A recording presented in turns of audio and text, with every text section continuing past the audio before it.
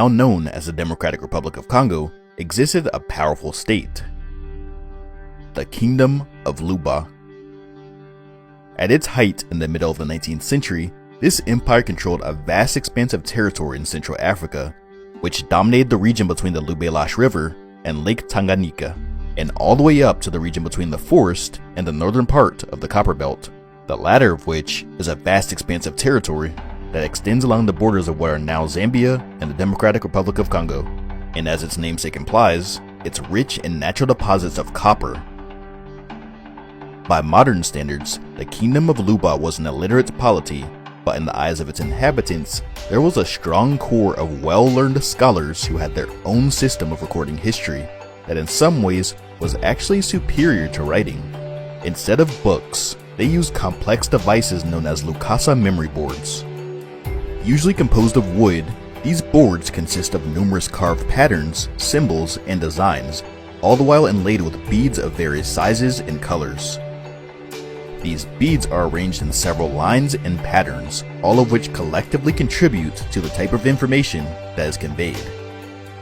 Each and every element of these boards represents a very specific event, attribute, or name, all coming together to record an entire piece of information. Lukasa boards are capable of recording the entire history of the kingdom and the genealogical records of the kings and title holders. They also record medical practices, territorial boundaries, and geographical landmarks of social, political, or religious importance within the kingdom.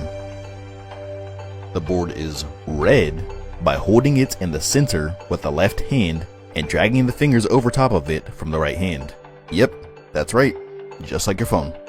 Its tactile properties are utilized as mnemonic devices to aid the historian in memorizing the information that he is trying to convey. These scholars who were learned in the art of Lukasa literacy were known as Mbudye and were taught to decipher the meanings of these complex memory devices in a manner not unlike learning to read or write. In addition to the Lukasa memory boards, other mnemonic devices were used to facilitate memory, including staves, stools, bow stands, and axes. Additionally, throughout the kingdom, there were site-specific wall murals and earthen thrones built in lodges for the Mbudye to conduct their rituals and activities. Finally, in addition to all of the devices mentioned, dances were also incorporated as a method of reciting historical narratives, cultural ideologies, and remembrance of kinship origins. However, the Lukasa devices themselves were the most important of these, as they served as a visual and tactile device created as a unique and permanent record in a manner not unlike that of the written word.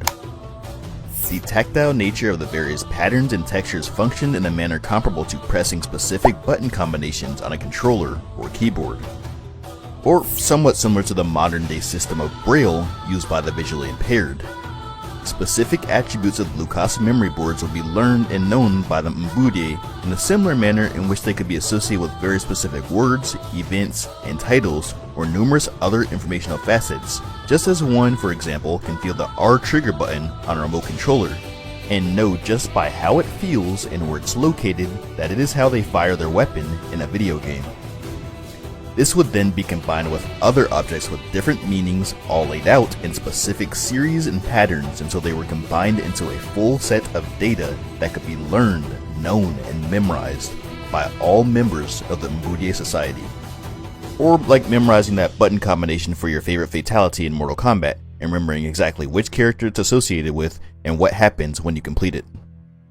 Facilitated by the Lukasa memory boards, the Mbudye's purpose within the Kingdom of Luba was to safeguard all political information and legitimacy, and serve as a form of checks and balances to maintain the order of power and influence of the Luba elite in a manner that also remained discreet